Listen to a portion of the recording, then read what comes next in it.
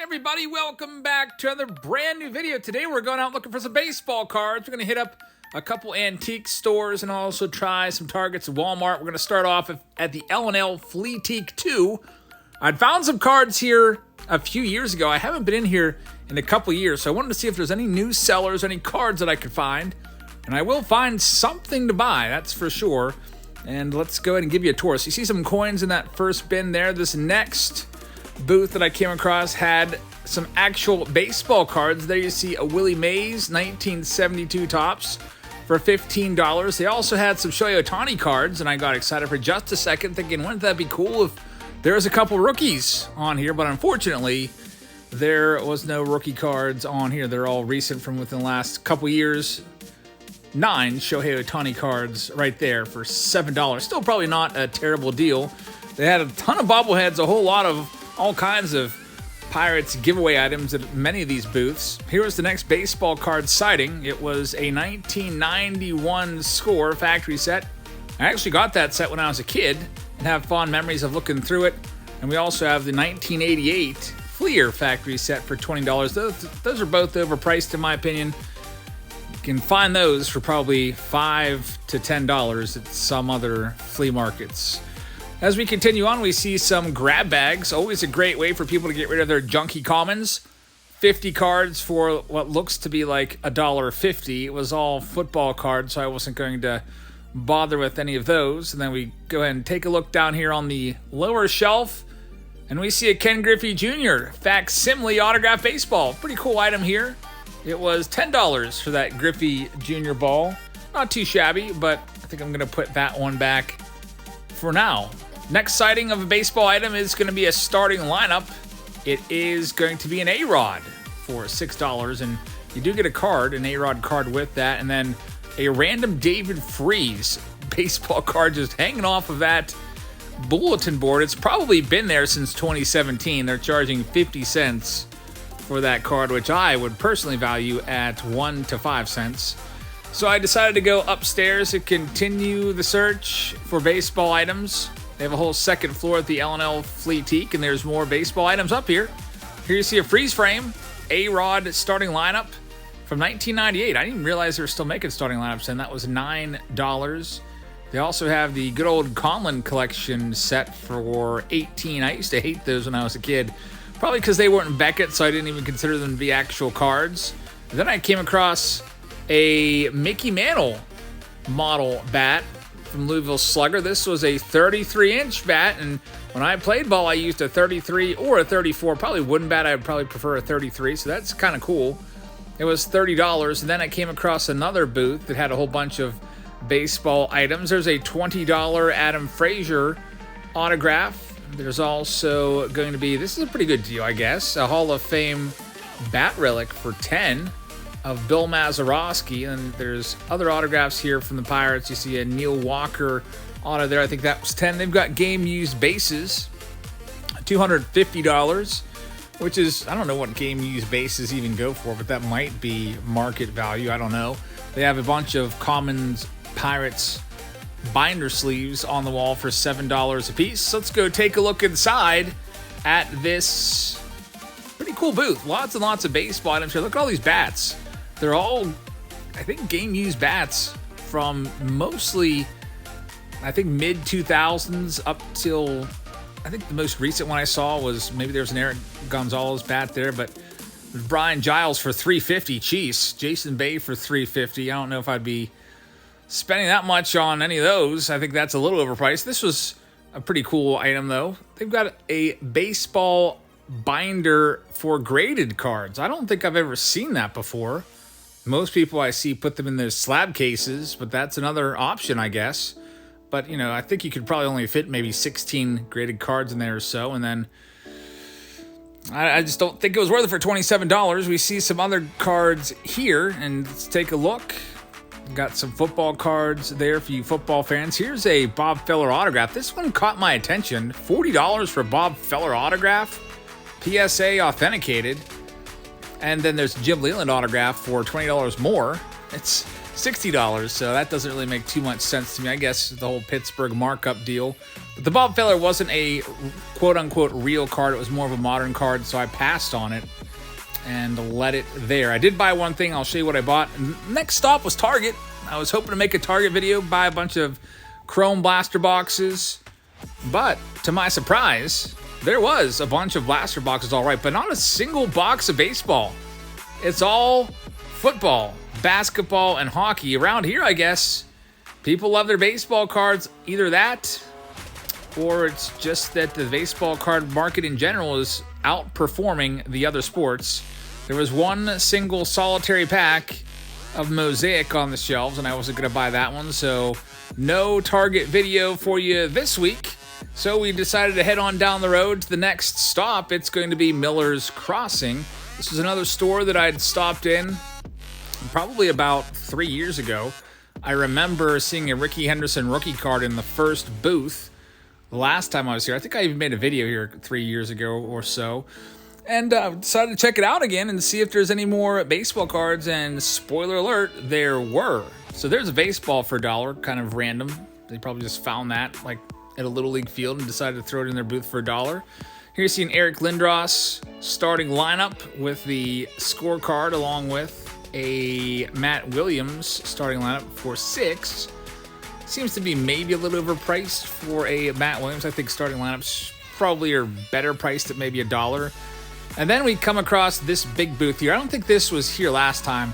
This was the baseball card booth in this store. They have a 3,200 count box filled with top-loaded cards, and they're all $1 a piece. You see a Tom Glavine rookie card there, slightly off condition. I did notice some rounded corners on that.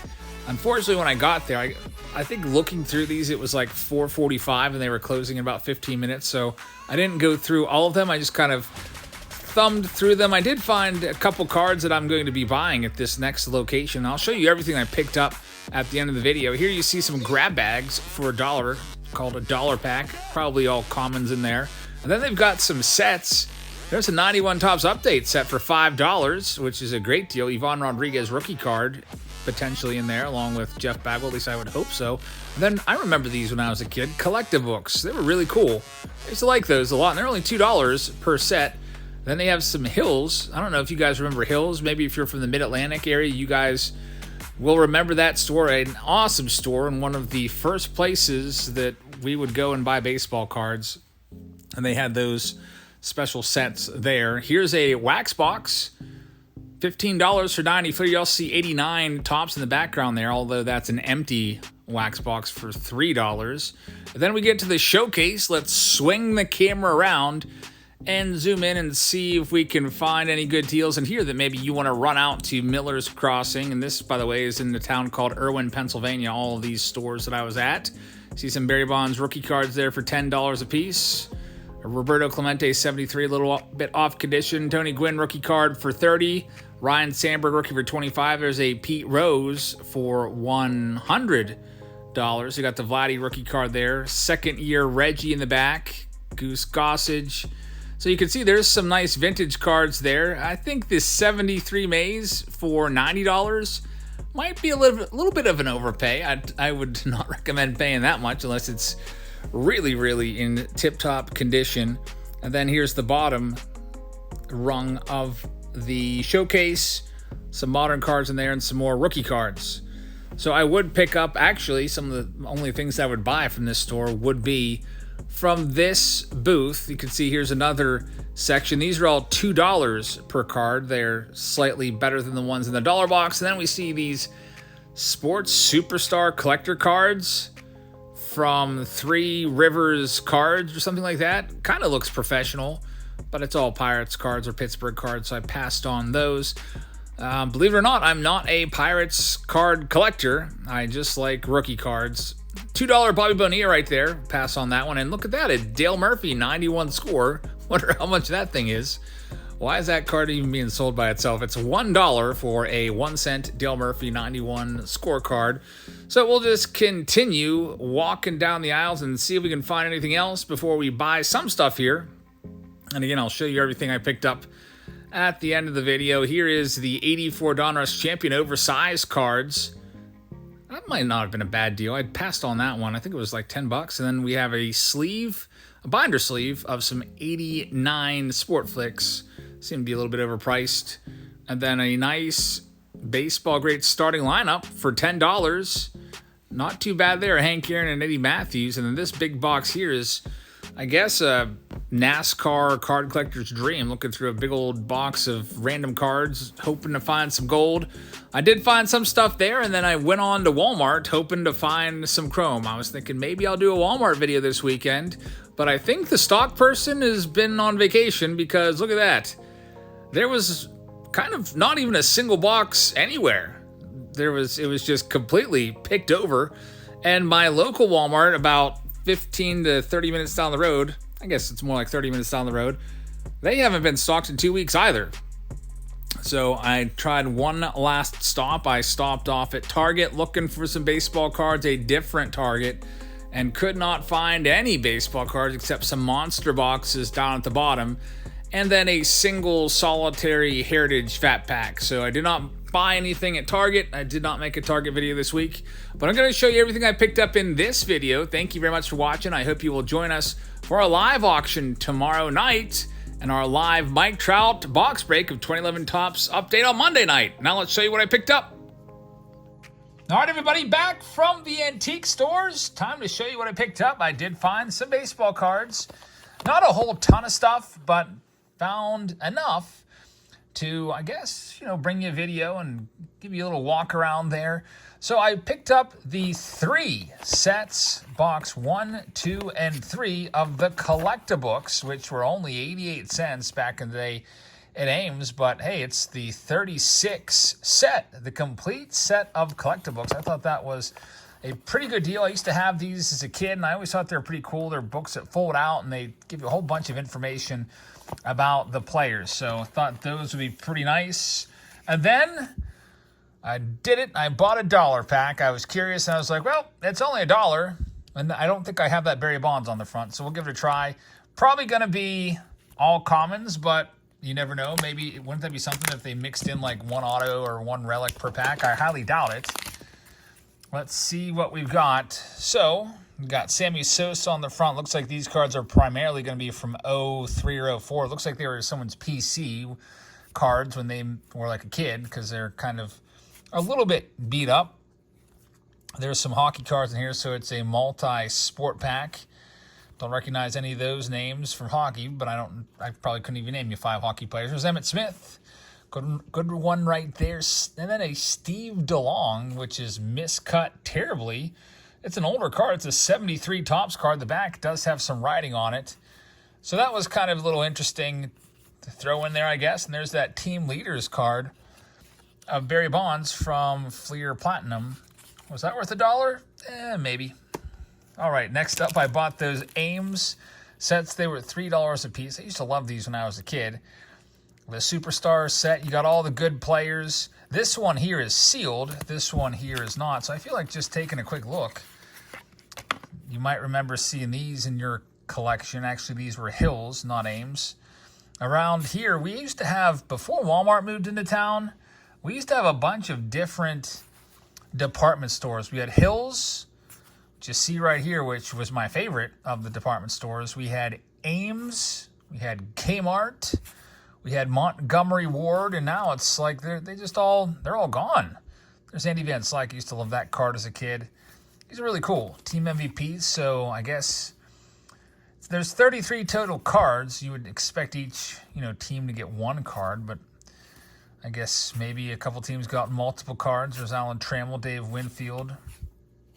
Back in, what year was this? 1989, which is the year this is from. There's only 26 teams in the league. Then expansion would come around. There's Fred McGriff. 1993, got the Marlins and Rockies joining. 1998, you had the Rays and Diamondbacks joining, and then nothing since. It's been years since we have had an expansion. Andres Galarraga was the last card hanging on there in that box. So pretty cool stuff right there.